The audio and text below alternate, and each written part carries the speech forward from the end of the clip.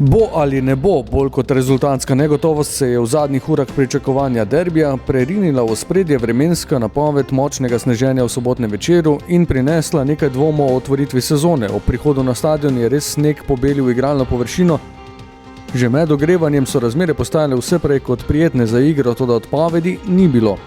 Začelo se je po predvidenem urniku na pol regularnih okoliščinah. Ob nenehnem sneženju je bilo treba obarvati črte, izbrati oranžno žogo, da se je prvi obračun pokalnega četrtfinala sploh lahko začel.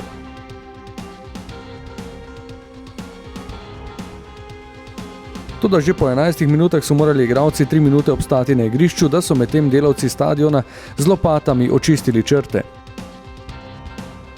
In igralo se je le do 25 minute. Vmes sta Mertel in Filipović edina uspela usmeriti žogo proti golu.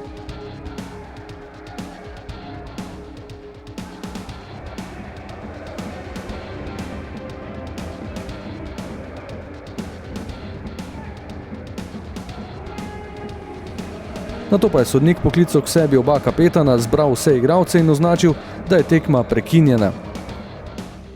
Že na začetku pred tekmo v bistvu je sodnik povedal svoje mnenje, da bomo videli, kako bo šlo v prihodnih minutah, če se bo dalo odstraniti iz črt sneg in kako se bo razvijala igra.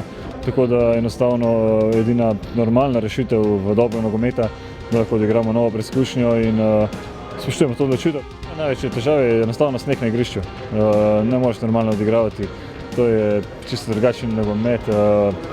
Če lahko sploh rečemo temu nogomet, to je neko nabijanje žoge.